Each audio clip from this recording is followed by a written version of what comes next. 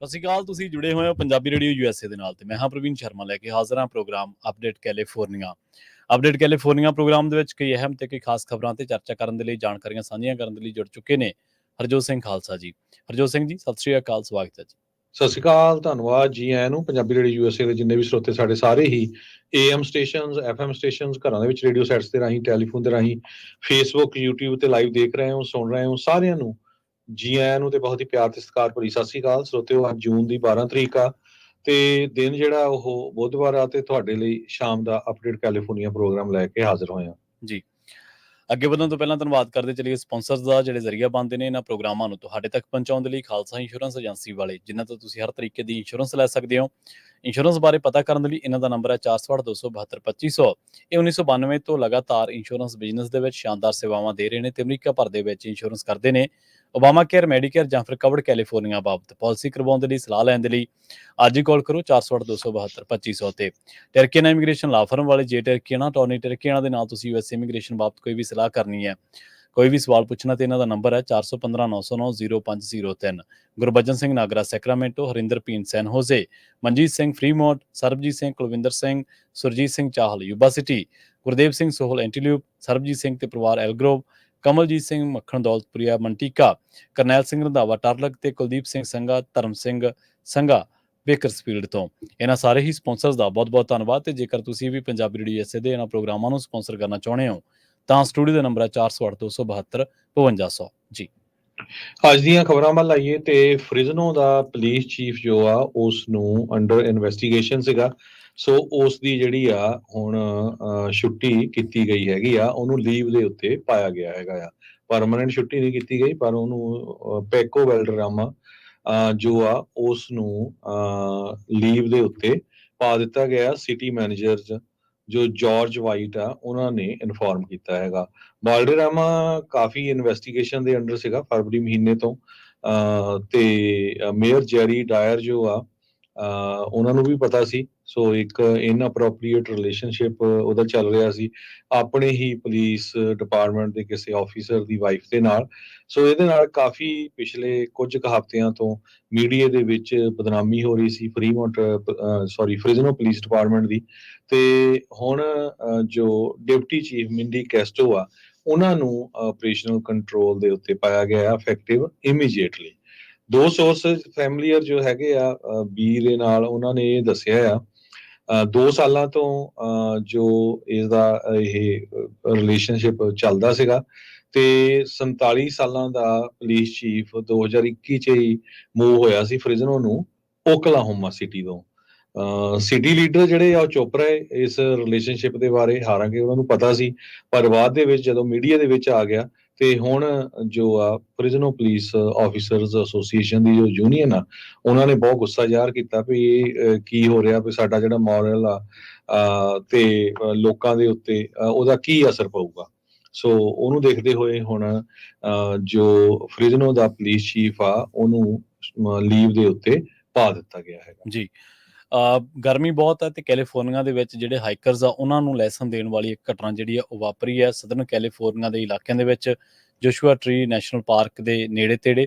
ਇੱਥੇ ਇੱਕ ਕਪਲ ਜਿਹੜਾ ਕਿ ਇਹਨਾਂ ਇਲਾਕਿਆਂ ਦੇ ਵਿੱਚ ਘੁੰਮਣ ਆਇਆ ਸੀਗਾ, ਉਹ ਬਹੁਤ ਉੱਚੀਆਂ ਥਾਵਾਂ ਤੇ ਚਲਾ ਗਿਆ ਤੇ ਉਹਨਾਂ ਕੋਲੇ ਪਾਣੀ ਵੀ ਮੁੱਕ ਗਿਆ।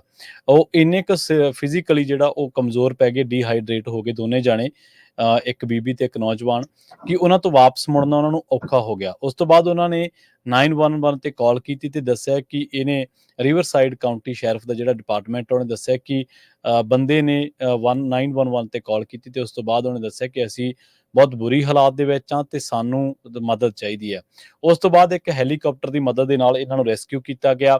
ਪਰ ਜਦੋਂ ਇਹਨਾਂ ਨੂੰ ਰੈਸਕਿਊ ਕੀਤਾ ਜਾ ਰਿਹਾ ਸੀਗਾ, ਜਿਹੜੀ ਵੀਡੀਓ ਸ਼ੇਅਰ ਕੀਤੀ ਗਈ ਹੈ ਸ਼ੈਰਿਫ ਡਿਪਾਰਟਮੈਂਟ ਨੇ, ਉਹਨਾਂ ਦੇ ਵਿੱਚ ਉਹਨੇ ਦੱਸਿਆ ਕਿ ਇਹਦੇ ਵਿੱਚ, ਇਸ ਘਟਨਾ ਦੇ ਵਿੱਚ, ਇਸ ਜਿਹੜਾ ਬੰਦੇ ਦੀ ਹਾਲਤ ਤਾਂ ਠੀਕ ਸੀ, ਪਰ ਜਿਹੜੀ ਬੀਬੀ ਸੀ ਉਹ ਬਹੁਤ ਜ਼ਿਆਦਾ ਕੌਨਸ਼ੀਅਸ ਹੋ ਗਈ। ਉਸ ਤੋਂ ਬਾਅਦ ਉਹਨੂੰ ਹਸਪਤਾਲ ਜਿਹੜਾ ਉਹਨੂੰ ਉਸੇ ਹਾਲਤ ਦੇ ਵਿੱਚ ਭਰਤੀ ਕਰਵਾਇਆ ਗਿਆ ਤੇ ਜਿੱਥੇ ਉਹਦੀ ਹਾਲਤ ਹਲੇ ਵੀ ਗੰਭੀਰ ਆ, ਮਤਲਬ ਉਹ ਬਹੁਤ ਜ਼ਿਆਦਾ ਅਨਕੌਂਸ਼ੀਅਸ ਫੀਲ ਕਰਨ ਲੱਗ ਪਈ ਸੀਗੀ ਜਦੋਂ ਉਹਨੂੰ ਹਸਪਤਾਲ ਤੱਕ ਪਹੁੰਚਾਇਆ ਗਿਆ। ਬੇਸ਼ੱਕ ਉਹ ਕਹਿੰਦੇ ਕਿ ਜਿਹੜੇ ਅਥਾਰਟੀਜ਼ ਨੇ ਉਹਨਾਂ ਨੇ ਕਿਹਾ ਕਿ ਜਿਹੜਾ ਇੰਸੀਡੈਂਟ ਹੈ ਇਹ ਦੂਜਿਆਂ ਨੂੰ ਵੀ ਲੈਸਨ ਦੇਊਗਾ। ਇਹ ਤੁਸੀਂ ਯਾਦ ਰੱਖੋ ਕਿ ਜਦੋਂ ਤੁਸੀਂ ਇਹਨਾਂ ਇਲਾਕਿਆਂ ਦੇ ਵਿੱਚ ਜਾਂਦੇ ਆ ਜਿੱਥੇ ਤੁਹਾਡੇ ਕੋਲੇ ਪਾਣੀ ਪੂਰਾ ਹੋਣਾ ਚਾਹੀਦਾ, ਤੇ ਜਦੋਂ ਤੁਸੀਂ ਹਾਈਕਿੰਗ ਪਲਾਨ ਬਣਾਉਣੇ ਆ ਤਾਂ ਉਦੋਂ ਤੁਸੀਂ ਜ਼ਰੂਰ ਇਹਨਾਂ ਗੱਲਾਂ ਦਾ ਧਿਆਨ ਰੱਖੋ ਕਿ ਤੁਸੀਂ ਆਪਣੀ ਜਾਨ ਨੂੰ ਕਿਤੇ ਜੋਖਮ ਦੇ ਵਿੱਚ ਤਾਂ ਨਹੀਂ ਪਾ ਰਹੇ। ਤਾਂ ਉਹਨਾਂ ਨੇ ਕਿਹਾ ਕਿ ਇਹ ਸ਼ੈਰਿਫ ਡਿਪਾਰਟਮੈਂਟ ਵਾਲਿਆਂ ਨੇ ਕੁਝ ਹੋਰ ਜਾਣਕਾਰੀਆਂ ਵੀ ਜਿਹੜੀਆਂ ਉਹ ਸਾਂਝੀਆਂ ਕੀਤੀਆਂ ਨੇ, ਤੇ ਇਹ ਜਿਹੜੀ ਖਬਰ ਆ ਉਹਨਾਂ ਲੋਕਾਂ ਦੇ ਲਈ ਵੀ ਲੈਸਨ ਆ ਜਿਹੜੇ ਗਰਮੀ ਜਾਂ ਮੌਸਮ ਦਾ ਅੰਦਾਜ਼ਾ ਲਾਏ ਬਿਨਾਂ ਜਾਂ ਉਹਨੂੰ ਕਈ ਵਾਰੀ ਆਪਾਂ ਕਹਿੰਦੇ ਨਾ ਕਈ ਲੋਕ ਹਲਕੇ ਦੇ ਵਿੱਚ ਚੀਜ਼ਾਂ ਨੂੰ ਲੈ ਲੈਂਦੇ ਆ, ਉਹਨਾਂ ਲਈ ਇਹ ਘਟਨਾ ਜਿਹੜੀ ਆ ਉਹ ਲੈਸਨ ਵਾਂਗ ਕੰਮ ਕਰਦੀ ਹੈ। ਸਿਟੀ ਆਫ ਮੰਟਿਕਾ ਬੜੀ ਤੇਜ਼ੀ ਦੇ ਨਾਲ ਫੈਲ ਰਿਹਾ ਹੈ ਤੇ ਉੱਥੇ ਹੁਣ ਖਬਰ ਆ ਰਹੀ ਹੈ ਵੀ ਮੰਟਿਕਾ ਦੇ ਵਿੱਚ 1073 ਨਵੇਂ ਘਰ ਬਣਨ ਜਾ ਰਹੇ ਹੈਗੇ ਆ। 763 ਘਰ ਜੋ ਆ ਲਵਲੇਸ ਰੋਡ ਤੇ Union Road North of Del Webb ਤੇ 310 ਘਰ ਜਿਹੜੇ ਆ ਉਹ 9715 ਈਸਟ ਡਾਨ ਐਵਨਿਊ ਇਸ ਏਰੀਏ 'ਚ ਬਣਨੇ ਹੈਗੇ ਆ। ਸੋ 2024 ਦੇ ਮਾਰਚ ਦੇ ਜਿਹੜੇ ਸਿਟੀ ਦੇ ਨੰਬਰਸ ਆ ਉਹਨਾਂ ਦੇ ਮੁਤਾਬਕ 13,309 ਹਾਊਸਿੰਗ ਯੂਨਿਟਸ ਹੈਗੇ ਆ ਇਨਕਲੂਡਿੰਗ ਅਪਾਰਟਮੈਂਟ। ਸੋ ਇਹਦੇ ਨਾਲ ਜਿਹੜੀ ਪੋਪੂਲੇਸ਼ਨ ਵੀ ਆ ਉਹ ਵਧੂਗੀ। ਕਹਿੰਦੇ ਭਈ ਜਿਹੜੀ ਕਰੰਟ ਮੰਟੀਕੇ ਦੀ ਪੋਪੂਲੇਸ਼ਨ ਆ ਉਹ 91,000 ਦੇ ਕਰੀਬ ਹੈਗੀ ਆ। ਲੈਥਰੋਪ ਦੀ 37,307 ਦੇ ਕਰੀਬ ਹੈਗੀ ਆ।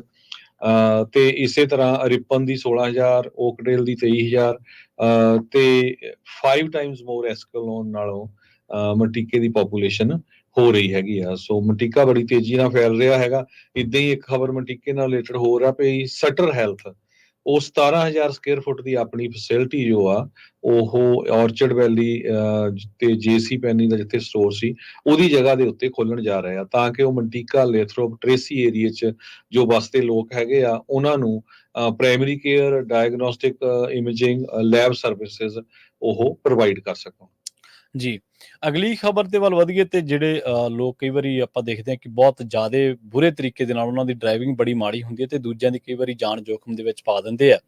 ਰਬੈਕਾ ਗ੍ਰੋਸਮੈਨ, ਇਹਨੂੰ ਹੁਣ 15 ਸਾਲ ਜਿਹੜੇ ਆ ਉਹ ਜੇਲ੍ਹ ਦੇ ਵਿੱਚ ਗੁਜ਼ਾਰਨੇ ਪੈਣਗੇ। ਇਹਦੇ ਤੇ ਦੋਸ਼ ਲੱਗਿਆ ਕਿ ਇਹਨੇ ਬੜੀ ਸਪੀਡ ਦੇ ਨਾਲ ਕਾਰ ਚਲਾਉਂਦਿਆਂ ਵੈਸਟ ਲੇਕ ਇਲਾਕਿਆਂ ਦੇ ਵਿੱਚ 4 ਸਾਲ ਪਹਿਲਾਂ 2 ਸਕੇ ਭਰਾਵਾਂ ਨੂੰ ਜਿਹੜਾ ਉਹ ਦਰੜ ਦਿੱਤਾ ਸੀ, ਜਿਸ ਕਰਕੇ ਉਹਨਾਂ ਦੀ ਮੌਤ ਹੋ ਗਈ ਸੀ। ਇਹਨਾਂ ਦਾ ਨਾਮ ਦੱਸਿਆ ਗਿਆ ਸੀ 11 ਸਾਲਾ ਮਾਰਕ ਇਸਕੈਂਡਰ ਤੇ ਜੈਕਬ ਇਸਕੈਂਡਰ, ਜਿਹਦੀ ਉਮਰ ਦੱਸੀ ਗਈ 8 ਸਾਲ। ਨੈਨਕੀ ਇਸਕੈਂਡਰ ਇਹਨਾਂ ਦੀ ਮਾਤਾ ਸੀ ਜਿਹੜੀ ਕਿ Los Angeles County Superior Court ਦੇ ਵਿੱਚ ਉਦੋਂ ਹਾਜ਼ਰ ਸੀ ਜਦੋਂ ਰਬੇਕਾ ਗ੍ਰੋਸਮੈਨ ਨੂੰ ਜਿਹੜਾ ਸਜ਼ਾ ਦਾ ਐਲਾਨ ਹੋਇਆ। ਤਾਂ ਉਹਨਾਂ ਨੇ ਕਿਹਾ ਕਿ ਉਹ ਬੜੀ ਗੁੱਸੇ ਦੇ ਵਿੱਚ ਸੀ ਤੇ ਜਦੋਂ ਜੱਜ ਜਿਹੜੇ ਕਿ ਜੋਸਫ ਬ੍ਰੈਂਡਲੀਨੋ ਜਿਨ੍ਹਾਂ ਦਾ ਨਾਮ ਦੱਸਿਆ ਗਿਆ, ਉਹਨਾਂ ਨੇ ਇਹ ਬੀਬੀ ਨੂੰ ਰਬੈਕਾ ਗ੍ਰੋਸਮੈਨ ਨੂੰ 15 ਸਾਲ ਦੀ ਜਦੋਂ ਸਜ਼ਾ ਸੁਣਾਈ ਤਾਂ ਉਹਨੇ ਕਿਹਾ ਕਿ ਇਹ ਜਿਹੜੀ ਸਜ਼ਾ ਹੈ ਜਾਂ ਇਹਦੇ ਵਿੱਚ ਇਹ ਰੈਕਲੈਸ ਡਰਾਈਵਿੰਗ ਹੈ ਤੇ ਇਹਦੇ 'ਚ ਕੋਈ ਇੰਨੀ ਕੁ ਲਾਪਰਵਾਹੀ ਹੈ ਕਿ ਇਹਦੇ ਤੇ ਕੋਈ ਹੋਰ ਕਿੰਤੂ ਪ੍ਰੰਤੂ ਕਰਨਾ ਬਹੁਤ ਔਖਾ ਹੈ। ਸੋ ਜਿਹੜੀ ਹੋਰ ਉੱਥੇ ਜਿਊਰੀ ਦੇ ਵਿੱਚ ਜੋ ਲੋਕ ਸੀ, ਮਾਫ਼ ਕਰਨਾ ਕੋਰਟ ਦੇ ਵਿੱਚ, ਉਹਨਾਂ ਨੇ ਵੀ ਕਿਹਾ ਕਿ ਇਹ 2 ਬੱਚਿਆਂ ਨੂੰ ਇਸ ਬੀਬੀ ਨੇ ਬੜੇ ਬੁਰੇ ਤਰੀਕੇ ਦੇ ਨਾਲ ਮਾਰਿਆ ਤੇ ਇਹਨੂੰ ਜਿਹੜੀ ਸਜ਼ਾ ਉਹ ਜ਼ਰੂਰ ਸਖਤ ਤੋਂ ਸਖਤ ਹੋਣੀ ਚਾਹੀਦੀ ਹੈ। ਜਿਹੜੀ ਇਹ ਰਬੇਕਾ ਗ੍ਰੋਸਮੈਨ ਆ ਉਹਨੇ ਵਾਸਤਾ ਵੀ ਪਾਇਆ ਵੀ ਮੇਰੀ ਵੀ ਬੱਚੀ ਹੈ ਤੇ ਉਹ ਬੱਚੀ ਵੀ ਉਹਦੇ ਨਾਲ ਹਾਜ਼ਰ ਸੀ ਜਦੋਂ ਇਹ ਹੀਅਰਿੰਗ ਹੋ ਰਹੀ ਸੀਗੀ।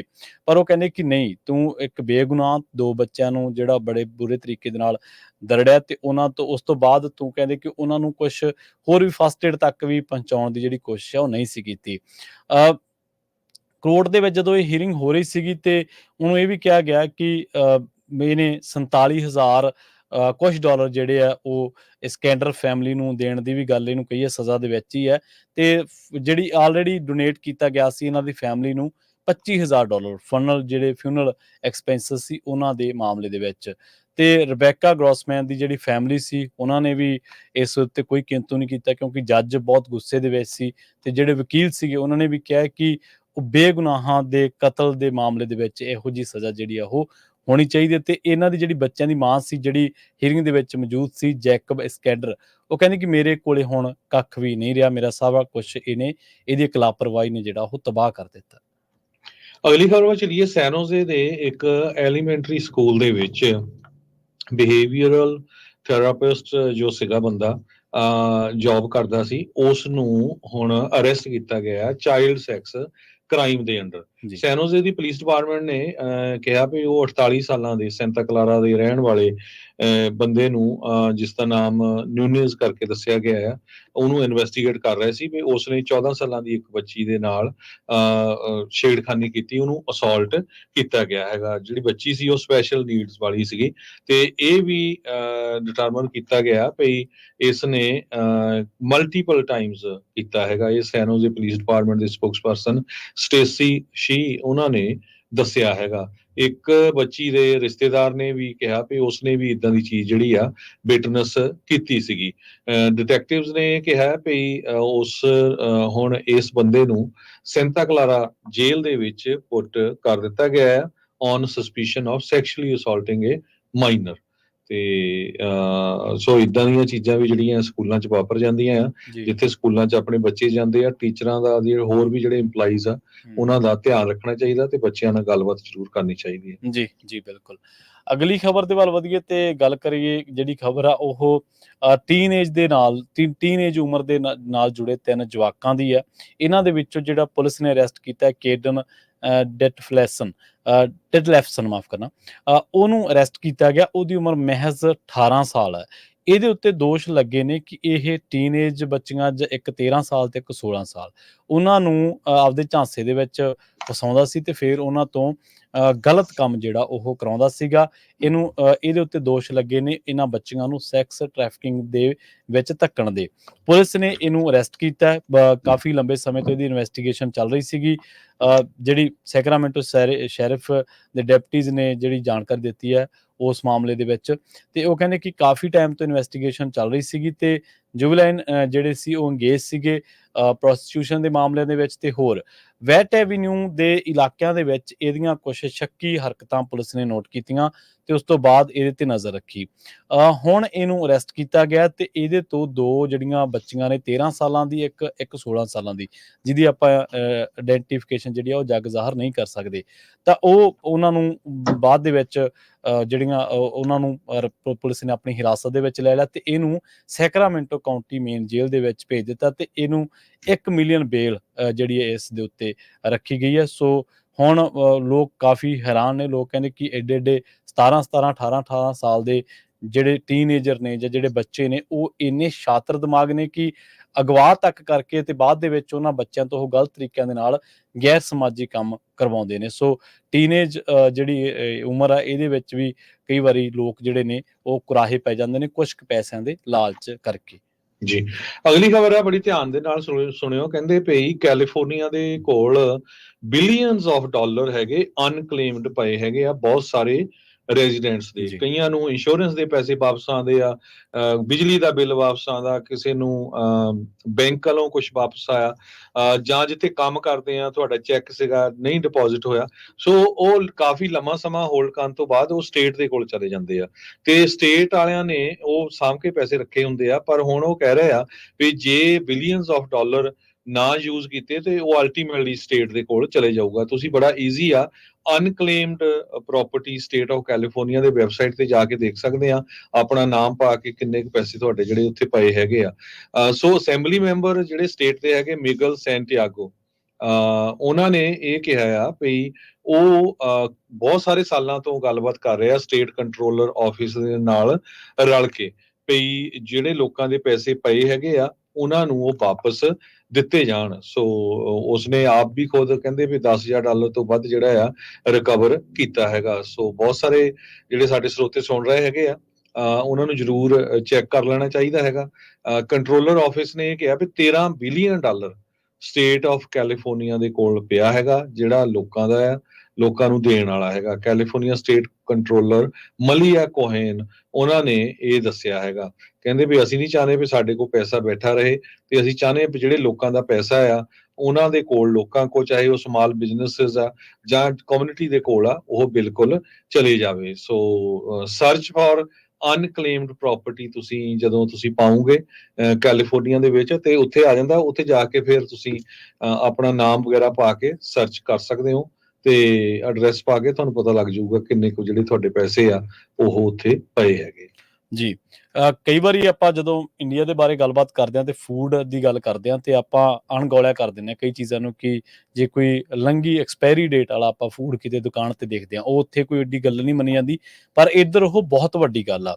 ਹੁਣ ਜਿਹੜੀ ਸੇਵ ਮਾਰਟ ਸੁਪਰ ਮਾਰਕੀਟ ਇਹਨਾਂ ਨੂੰ ਪੇ ਕਰਨਾ ਪੈਣਾ ਹੈ $1.6 ਮਿਲੀਅਨ ਇੱਕ ਸੈਟਲਮੈਂਟ ਦੇ ਮਾਮਲੇ ਦੇ ਵਿੱਚ। ਇਹਨਾਂ ਤੇ ਦੋਸ਼ ਲੱਗਿਆ ਕਿ ਇਹਨਾਂ ਨੇ ਜਿਹੜੀਆਂ ਆਈਟਮਸ ਵੇਚੀਆਂ ਨੇ ਉਹ ਯੂਜ਼ ਬਾਈ ਸੀਗੀਆਂ, ਡੇਟ ਉਹਨਾਂ ਦੀ ਤਰੀਕ ਉਹਨਾਂ ਦੀ ਲੰਘੀ ਹੋਈ ਸੀ ਤੇ ਦੱਸਿਆ ਜਾ ਰਿਹਾ ਕਿ ਇਹ ਜਿਹੜੀ ਸਿਵਲ ਕੰਪਲੇਂਟ ਆ ਉਹ ਫਾਈਲ ਕੀਤੀ ਗਈ ਸੀ ਯੋਲੋ ਕਾਉਂਟੀ ਸੁਪੀਰੀਅਰ ਕੋਰਟ ਦੇ ਵਿੱਚ ਡਿਸਟ੍ਰਿਕਟ ਅਟਾਰਨੀ ਦੇ ਆਫਿਸ ਦੁਆਰਾ, ਸੈਨ ਮਾਈਕੀਨ ਦੇ ਵਿੱਚ ਵੀ ਤੇ ਸੋਲੈਨੋ ਦੇ ਵਿੱਚ ਵੀ, ਐਲਡਰਾਡੋ ਦੇ ਵਿੱਚ ਤੇ ਸਨੋਮਾ ਦੇ ਵਿੱਚ ਤੇ ਯੋਲੋ ਕਾਉਂਟੀਜ਼ ਦੇ ਵਿੱਚ।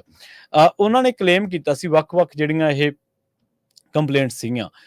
ਇਹਨਾਂ ਨੇ ਕਿਹਾ ਸੀਗਾ ਕਿ ਜਿਹੜਾ ਇੱਕ ਬੇਬੀ ਫੂਡ ਆ ਤੇ ਇੱਕ ਇਨਫੈਂਟ ਫਾਰਮੂਲਾ ਤੇ ਇੱਕ ਮੈਡੀਕੇਸ਼ਨ ਸੀਗੀਆਂ ਕੁਛ ਜਿਹੜੀਆਂ ਕਿ ਓਵਰ ਦਾ ਕਾਊਂਟਰ ਮਿਲਦੀਆਂ ਨੇ, ਉਹ ਬਿਯੋਂਡ ਦਾ ਯੂਜ਼ ਬਾਈ ਡੇਟ ਸੀਗੀਆਂ।